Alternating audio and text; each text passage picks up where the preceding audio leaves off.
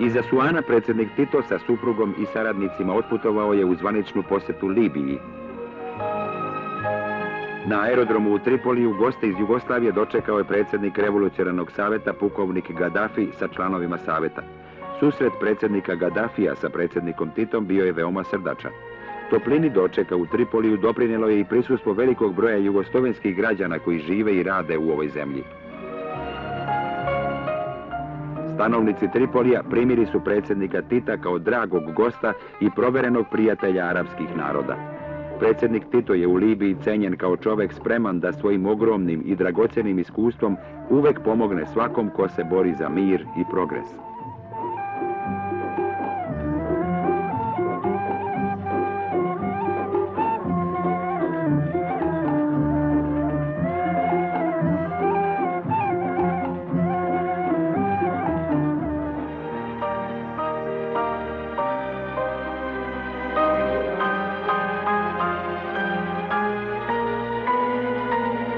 U zvaničnim državnim razgovorima, koji su vođeni u Narodnoj palati, najviše vremena posvećeno je krizi na Bliskom istoku. Stavovi dve zemlje o ovom pitanju su identični, a zaključak je da je krajnje vreme da nesvrstane zemlje iskoriste svoj uticaj u Ujedinjenim nacijama, da se odluke ove organizacije poštuju i ispunjavaju. Posjeta predsjednika Tita iskorišćena je i za unapređenje bilateralne, a pre svega ekonomske saradnje. Nova libijska vlada založila se za maksimalno intenziviranje saradnje na ovom polju.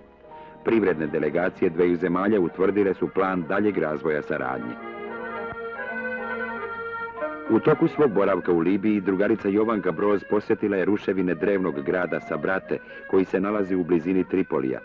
Sabratu su osnovali još stari Feničani, mnogo vekova pre naše ere, a Rimljani su je dograđivali i pretvorili u trgovački i kulturni centar. Posle pada Rimskog carstva, trgovački centar je prebačen u Tripoli, a Sabrata je korišćena samo kao vojno utvrđenje.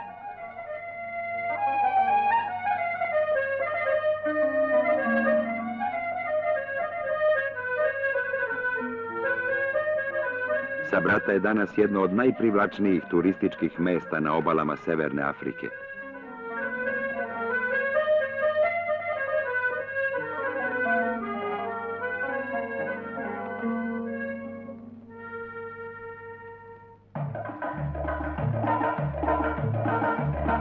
U kratkom predahu između političkih razgovora predsjednik Tito je prisustvovao konjičkoj reviji koja je specijalno priređena u njegovu čast.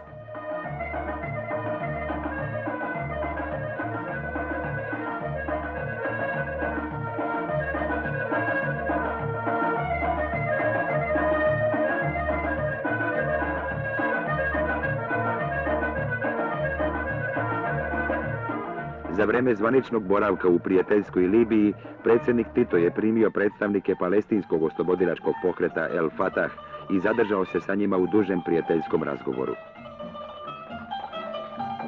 Prijem je održan u Narodnoj palati u Tripoliju. U zvaničnom saopštenju o jugoslovensko-libijskim razgovorima, koje je objavljeno na kraju posjete, ističe se da su dva predsjednika izvršila iscrpnu razmenu mišljenja o dobrim odnosima koji postoje između Jugoslavije i Libije. Naročita pažnja posvećena je međunarodnim pitanjima, a posebno izraelskoj agresiji kao i daljoj akciji nesvrstanih zemalja.